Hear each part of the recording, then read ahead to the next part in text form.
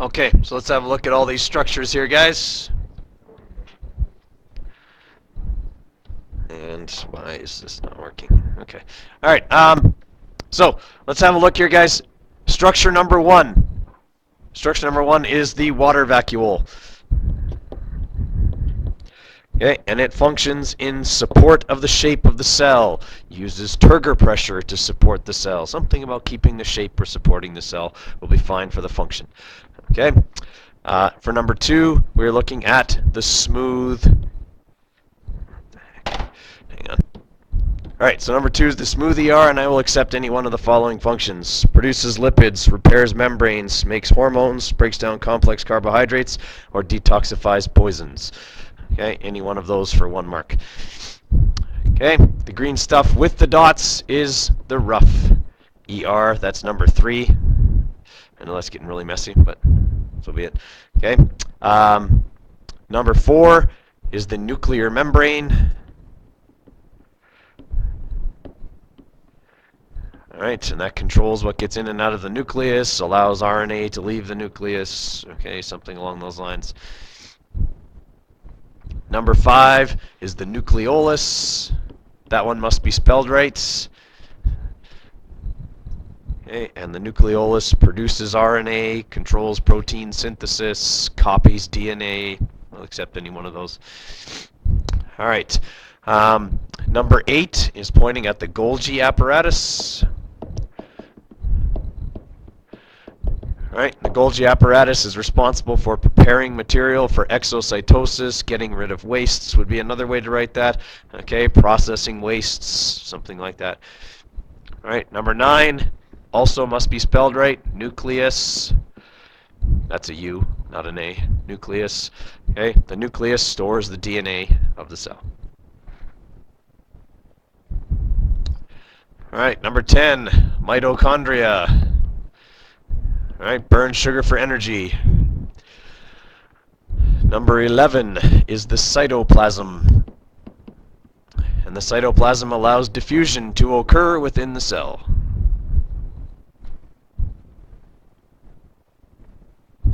Okay, number 12 are the ribosomes. Okay, and they produce protein. Number 13, I will accept any one of okay, now these are actually microtubules, the ones that are in this diagram here, but I'll accept fibers or filaments as well, and their job is to help support the shape of the cell.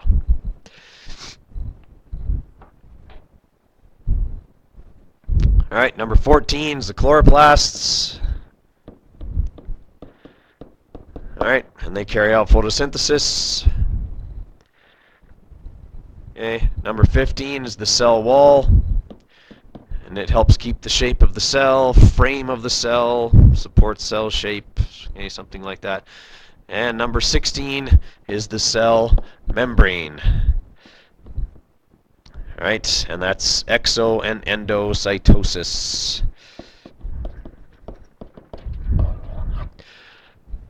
Alright, it's out of 28.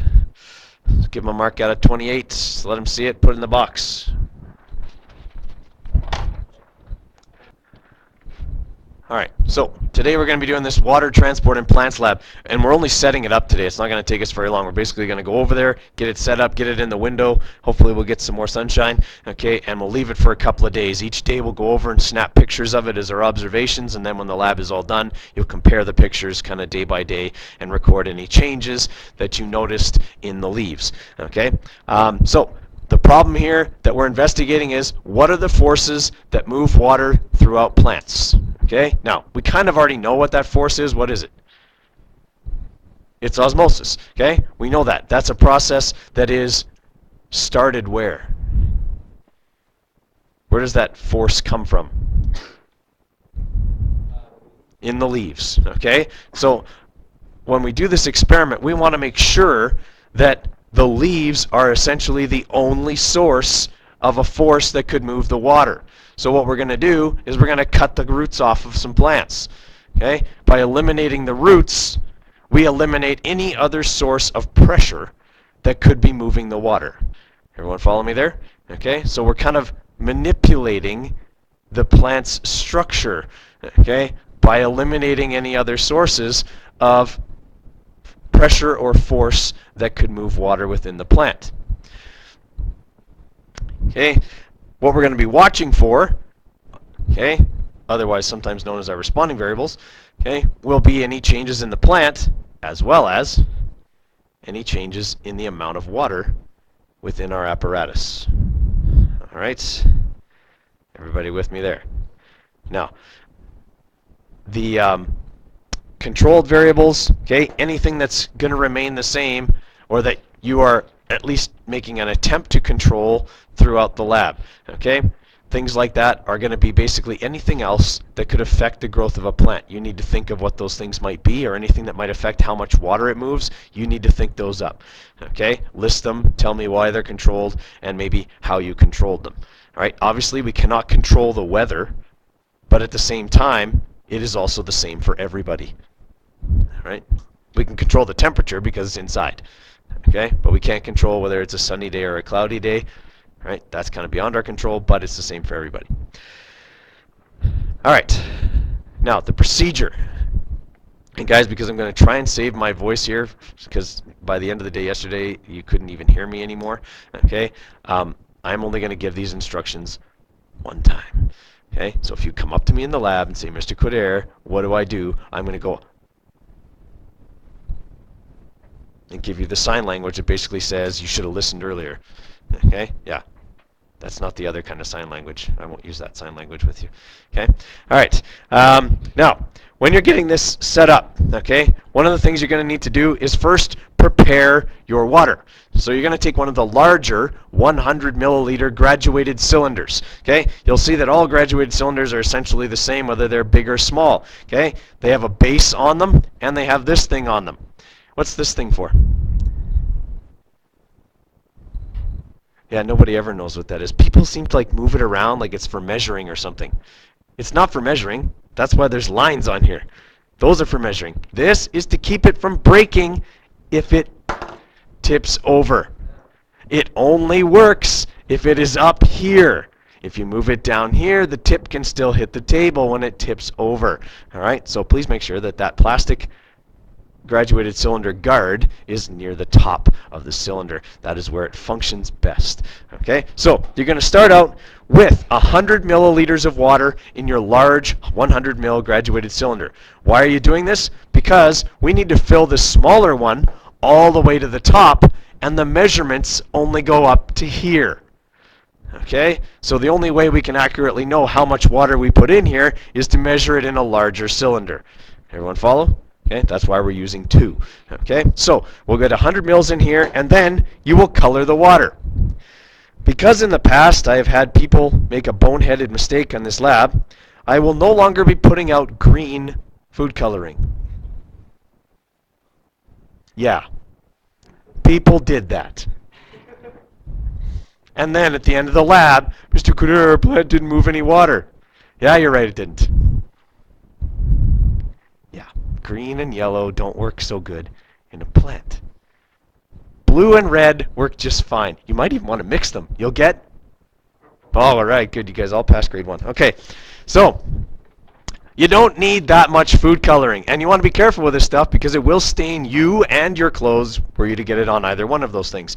Okay, so 4 drops is all you need. Okay, 4 drops.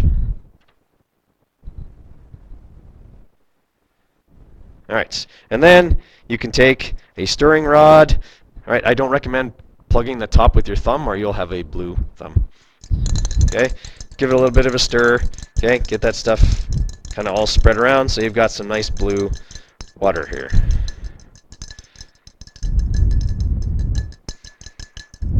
Okay, does not need to be super dark. Like I said, 4 drops is lots. Okay, as long as we can see that the water is colored, it'll dye the leaves as it comes through. All right, so once I've got that 100 mils all colored, then I'm going to pour it into my smaller graduated cylinder. And I'm going to fill that cylinder just about to the top. Okay, and by just about I mean like basically right there. Okay, within about a centimeter of the top, because I still have to put my plant in there. All right, and when I put my plant in there, obviously it's going to displace a little bit of water. You might actually want to give it maybe 1.5 centimeters, maybe a little bit more, because when you put your plant in there, you don't want to push any out. Everybody follow me? Okay, so let's say leave it with 2 centimeters. Let's say 2 instead of 1. Okay, so 2 centimeters of space at the top. Okay, now how am I going to figure out how much water I put in there?